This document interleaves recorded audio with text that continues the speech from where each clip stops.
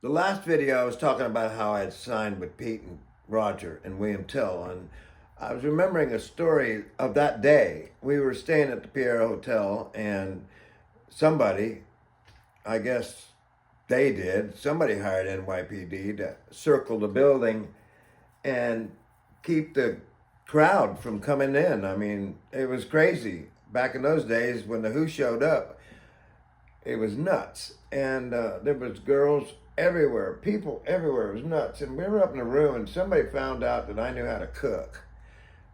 Somebody told Pete. Pete, Mooney were there, bodyguards and everything, and they said they wanted lobster thermidor and asked me if I could make lobster thermidor. And I said, yeah. And so they said, from my Dougie, Doug Clark I talked about before, they said, take him and go get some lobster. So off we went in a limousine and found a seafood place and bought 2 crates of lobsters and brought them back and dumped them in the bathtub and threw ice on them. And I'm in the kitchen trying to figure out how to do this stuff in the kitchen with this, minor kitchen in the Pierre Hotel.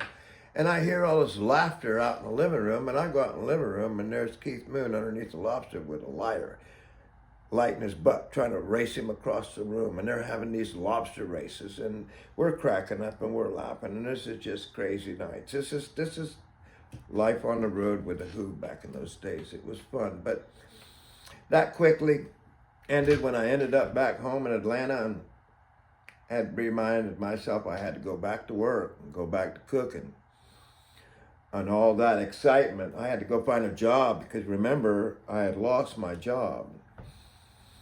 And so I found one, of course. I mean, I was a seasoned chef at that point, or sous chef, and I found one and went back to work, and it was like, gotta go to work in the daytime, but I would write all night long. I remember we had an apartment, and I remember that I would sit outside my apartment door. I worked from 3 to 11, did the dinner, and I would sit outside my apartment door in a hallway with my guitar and my writing pad, and I would write songs because I didn't want to keep the baby up.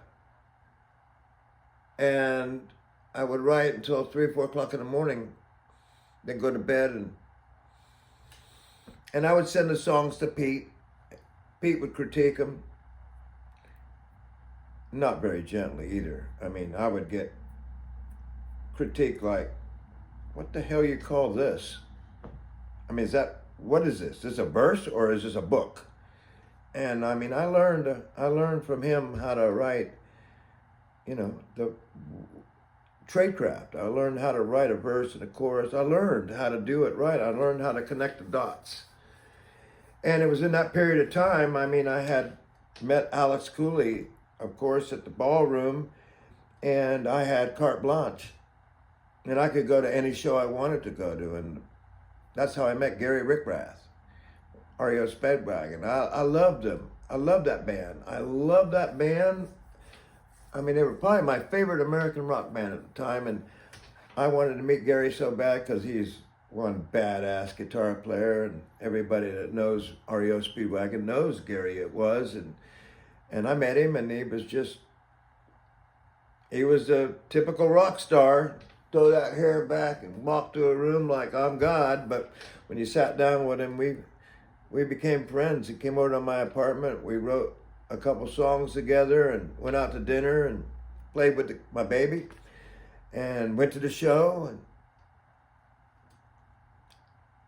did all kinds of fun stuff after the show. And then the next thing I know, I'm meeting the guys from different bands like Pure Prairie League. I mean, I met Vince Gill when they were a young baby band.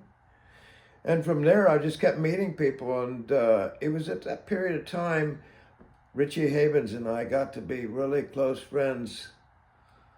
I think that's a story I'll tell in the next one.